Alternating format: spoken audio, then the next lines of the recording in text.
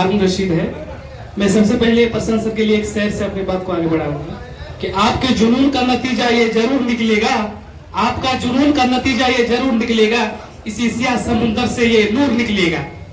तो मैं हसनगंज से हूँ और मैंने हमारे क्षेत्र में कम से कम हम लोगों ने सब मिलकर 17 क्लब खोले हैं और इससे हमारे जो साथी है वो ये चाहते हैं कि आगे क्लब का क्या प्रक्रिया होगा, क्या प्रतिक्रिया है, ये आपसे थोड़ा सा हम जानना कोशिश करें। धन्यवाद।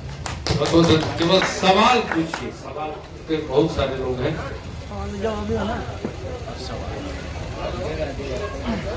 मेरा नाम एडवोकेट महबूब आलम, मैं स्पीच को प्रैक्टिस करता हूँ। आपसे प्रभावित होकर के आपके पास आया हूँ। मेरा एक ही सवाल है कि ये सेक्युलरिज्म पूरे हिंदुस्तान में जो आजादी के समय से चला, हिंदू मुस्लिम मिलकर इस देश को आजादी है, आज जो सेक्युलरिज्म पर खतरा बना, उसके बारे में आपका क्या है? 3 सवाल अभी तक लोगों ने पूछा है। पहला सवाल इन्होंने पूछा कि जाति से कैसे निपटिएगा। तो 2-3 बात आप सब लोगों को समझाना चाहेंगे। जब भी आपको ये लगे या आपको कोई बताए कि बिहार में हर आदमी जाति पर ही वोट दे रहा है, तो इस बात को सिरे से खारिज कीजिए। आपको उदाहरण से बताएंगे। बिहार में मोदी जी के नाम पर बहुत लोग वोट दे रहा है। किसी भी भाजपा के सांसद को, एनडीए के सांसद के बारे में लोग कहता है कि दुलाल चंद गोस्वामी को वोट नहीं पड़ा है, वोट मोदी जी को देखकर पड़ा है। तो जरा जिनको भी लगता है कि खाली जातीय पर वोट पड़ रहा है, तो जरा दूसरा सवाल पूछिए कि मोदी जी के जाति का कितना आदमी बिहार में रहता है। अगर हर आदमी जाति पर ही वोट दे रहा है तो बिहार में मोदी जी को तो 0 वोट मिलना चाहिए। हर आदमी जात पर वोट नहीं दे रहा। देखिए, जाति समाज की एक बड़ी सच्चाई है और वोट देने वालों में एक बड़ी संख्या है जो जाति के आधार पर वोट करता है। लेकिन सिर्फ जाति के आधार पर सब लोग वोट करता है, ये संभव नहीं।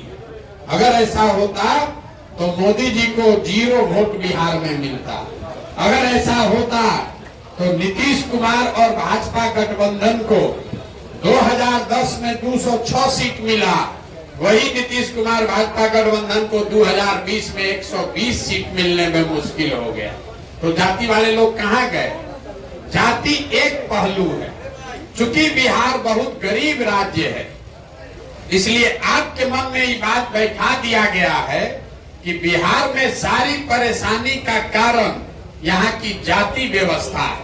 हम पूरा देश में राजनीति से जुड़े रहे। आप गुजरात में जाइए, वहां पर भी जाति है। कर्नाटक में जाइए, वहां पर भी जाति है। उत्तर प्रदेश में जाइए, वहां पर भी जाति है। लेकिन वहां के लिए जाति को कोई दोष नहीं देता। गुजरात को कोई नहीं कह रहा है कि गुजरात में जाति है।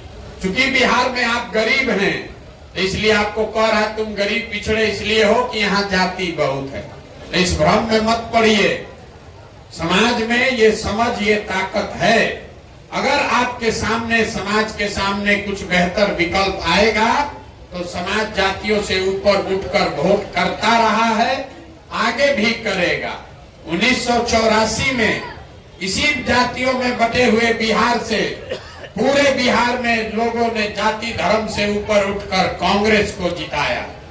1989 में इसी बिहार में लोग जाति धर्म से ऊपर उठकर बीपी सिंह को जिताए। 2014 में इसी बिहार में लोग जाति धर्म से उठकर मोदी को जिताए। 2019 में इसी जाति धर्म से ऊपर उठकर लोगों ने फिर भाजपा को जिताया।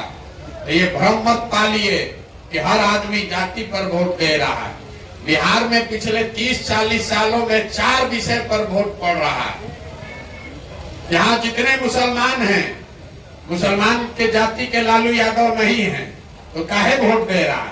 वो वोट लालू यादव को नहीं दे रहा है, वो भाजपा के डर से लालू को वोट देता है। तो बिहार में पिछले 40 वर्ष में 4 चीजों पर वोट पड़ रहा है। एक उसमें है जाति, अपने जाति के उम्मीदवार को लोग वोट देते हैं। दूसरा है धर्म, हिंदू मुसलमान, क्योंकि आधा से ज्यादा, करीब करीब आधा हिंदू विचारधारा के आधार पर हिंदू मुसलमान के नाम पर वोट कर रहा है, इसलिए वो भाजपा को वोट कर रहा है। और तीसरा एक वर्ग है जो लालू जी का राज जिसने देखा है, जिसको लालू जी से डर लगता है, जैसे मुसलमानों को भाजपा से डर लगता है, वैसे हिंदू समाज में एक बड़ा वर्ग है जिसको लालू जी के जंगल राज से डर लगता है। तो वो आदमी भाजपा को पसंद करे या न करे, लालू के डर से जाके भाजपा को वोट दबाता है। और चौथा जो हमने आपको बताया, मुसलमान, उसको लालू पसंद हो या न हो, भाजपा को दे नहीं सकता है, दूसरा कोई विकल्प है नहीं, तो मजबूरी में आकर फिर वही लालटेन को वोट देता है।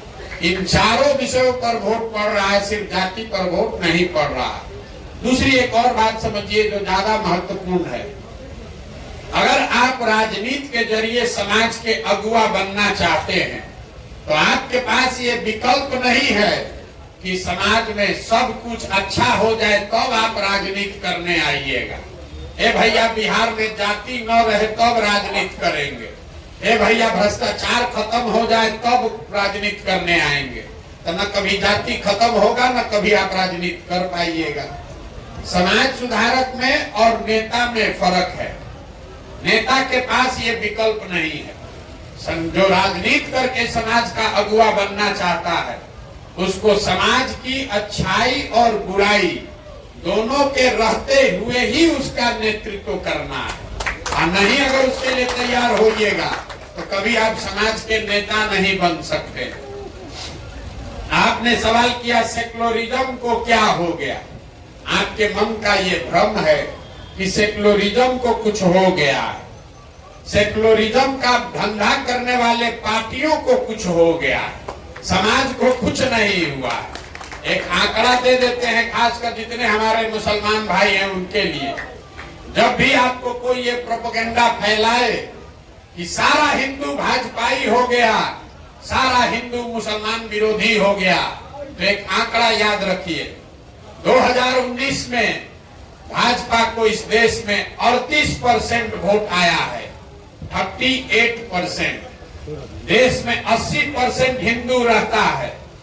अब 5वां क्लास का गणित का विद्यार्थी बता देगा कि 80% हिंदुओं के बीच से अगर भाजपा को 38% वोट मिला है, इसका मतलब है कि आधे से ज्यादा हिंदू आज भी भाजपा को वोट नहीं कर रहा है। जरूरत इस बात की है कि वो जो आधे से ज्यादा हिंदू भाजपा को वोट नहीं कर रहे उनको मुसलमान भाई पहचाने। आप भी जाति के दम बवर में पड़े हुए एमवाई बना रहे, आप लोग अपनी सुरक्षा के नाम पर क्रिमिनल को भी वोट दे देते हैं। ये नहीं सोचते हैं कि वही क्रिमिनल जब जीत कर आएगा और हिंदू समाज में किसी को मारेगा तो जितना चिंता आपको अपनी सुरक्षा का है, हिंदुओं को भी तो अपनी सुरक्षा का चिंता करने का हक है। इसीलिए तो आदमी जाके भाजपा को वोट दे रहा है। गांधी जी ने रास्ता बताया कि हिंदुओं की सुरक्षा तब होगी जब उसकी सुरक्षा की चिंता मुसलमान करे, और मुसलमानों की सुरक्षा तब होगी जब उसकी सुरक्षा की चिंता हिंदू करे। बिहार में ये दुर्दशा देश में इसलिए हुआ है कि मुसलमानों ने अपनी सुरक्षा के नाम पर सही और गलत का फर्क करना बंद कर दिया। जो आदमी दिख रहा है कि भाजपा को हराएगा आपकी नजर में, वो क्रिमिनल हो, बदमाश हो, उसको आप जाके बटन दबा देते। जब वो जीत कर आता है तो हिंदुओं में दलितों को, अति पिछड़ों को, फारवर्डों को, कुशवाहा को, कुर्मी को जाके मारता है, गरीब को मारता है, लूटता है, रंगदारी करता है, अपहरण करता है। तो जो आदमी सताया जाता है वो कहता है सब मुसलमाने ही लोग को जिताया है, इसीलिए जाकर वो भाजपा का झंडा उठा लेता है। इस बात को जब समझिएगा तब रास्ता निकलेगा। आधा से ज्यादा हिंदू भाजपाई नहीं है। वो सारे हिंदू जो गांधी जी के विचारधारा में यकीन रखते हैं वो भाजपाई नहीं है। जो हिंदू कम्युनिस्ट विचारधारा के मानने वाले हैं वो भाजपाई नहीं है। जो हिंदू समाजवाद को गांधी, जो जयप्रकाश लोहिया को मानता है वो भाजपाई नहीं है। जो हिंदू अंबेडकर बाबा साहब को मानता है वो भाजपाई नहीं है। सेक्युलरिज्म का रास्ता ये है कि इन चार विचारधारा के मानने वाले हिंदुओं को मुसलमानों के साथ जोड़ा जाए, तो आधा हिंदू और पूरा मुसलमान मिलकर हो गए साथ, और हिंदू भाजपा के विचारधारा का मानने वाला हिंदू हुआ 40, तो कौन जीतेगा? लेकिन जितना ये सेकुलरिज्म का धंधा करने वाला दल है, ये आपको नहीं बताता, वो आपको डरवाता है कि भाजपा आ जाएगा, अब मुसलमान डर के मारे जाकर उसके और उसके बच्चों को, लुटेरों को वोट देता है और सारा हिंदू आपको छोड़कर भाग रहा है। तो जब तक आप अपने आचरण में सुधार नहीं कीजिएगा, तब तक आप दूसरे से अच्छे की उम्मीद नहीं रखिएगा। एक पीछे उस लड़के ने पूछा क्लब की बात, क्लब क्यों बनाया जा रहा है? जन सुराज अभियान जब हमने शुरू किया तो हमने एक अध्ययन कराया, पिछले 30 वर्ष में बिहार में सांसद और विधायक कौन लोग बने।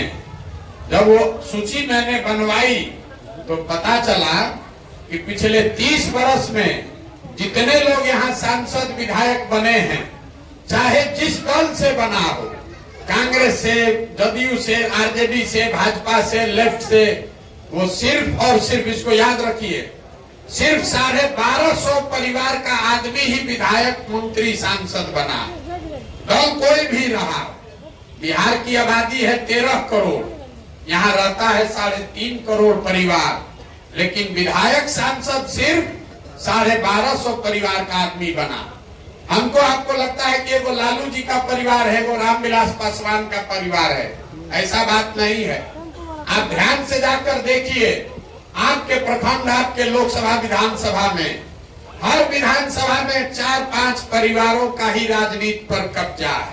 हम आपको एक उदाहरण देते हैं, आपको समझ में आएगा। मोदी जी परिवारवाद का बात कर रहे हैं। बिहार में भाजपा का अध्यक्ष कौन है? सम्राट चौधरी। सम्राट चौधरी कौन है? शकुनी चौधरी के बाप है, के बेटा है। अब इनका जरा आप जर्नी सुनिए, परिवारवाद को आपको समझना है तो इसको देखिए। जब बिहार में कांग्रेस का राज था तो शकुनी चौधरी जी उसमें विधायक और मंत्री थे। बिहार की जनता कांग्रेस से नाराज हुई, उनको हटाया, लालू जी को लेकर आया। तो लालू जी के भी राज में शकुनी चौधरी जी विधायक और मंत्री थे। फिर लालू जी को हटाया जनता ने, नीतीश जी को लेकर आए, तो नीतीश जी के भी राज में विधायक और मंत्री शकुनी चौधरी थे। फिर नीतीश जी हारे, मांझी जी आए, उसमें भी विधायक और मंत्री शकुनी चौधरी थे। और आज जब भाजपा की मजबूती दिख रही है तो भाजपा को भी पूरा देश, पूरा राज्य में कोई दूसरा कुशवाहा नहीं मिला, शकुनी चौधरी के का ही लड़का मिला। आपको लग रहा है कि भैया हम कांग्रेस को हटाए, आरजेडी को हटाए, नीतीश को लाए, भाजपा को लाए, ये आपके दिमाग का भ्रम है। नेता तो वही शकुनी चौधरी है, वही परिवार है जिसका शासन बना हुआ। हर विधानसभा में यही है। आपके यहाँ तारीख दी, चाहे एनसीपी से लड़े, कांग्रेस से लड़े, महागठबंधन से लड़े, एक ही परिवार का आदमी। इस बात को हमने देखा तो पता चला ये इसलिए है कि बिहार में चुनाव लड़ने का अवसर सिर्फ और सिर्फ राजनीतिक परिवारों को ही है। आपके बाबूजी विधायक हैं तो आप विधायक लड़िएगा, मंत्री का लड़का मंत्री बनेगा। इसको तोड़ने के लिए हमने ये संकल्प लिया है कि बिहार में 1 लाख बच्चों को, मतलब हर पंचायत में 8 से 10 बच्चों को, नए लड़कों को समाज के सब वर्ग से ढूंढकर निकालेंगे और उसको आने वाले 3 से 5 वर्ष में प्रशिक्षित करके कोई न कोई चुनाव लड़ाने की दिशा में आगे बढ़ाएंगे। ये लड़का बता रहा है, ये क्लब खुलना अभी शुरू हुआ है। हर पंचायत में 4-5 क्लब अभी खुल रहा है। ये वो बच्चे हैं जिनके बाबूजी विधायक मंत्री नहीं है, जो बड़े घर के लड़के नहीं हैं, लेकिन गांव पंचायत में रहते हैं और इनमें जज्बा है, इनकी इच्छा है कि कोई हमको बताता, सिखाता, पैसा साधन देता तो हम भी राजनीति करते। ऐसे 1 लाख बच्चों को जन सुराज में 3 साल में अवसर दिया जा रहा है ताकि ये बच्चे अपने लिए सामाजिक राजनीतिक पहचान बनाएं, अपने गांव पंचायत में राजनीति की शुरुआत करें।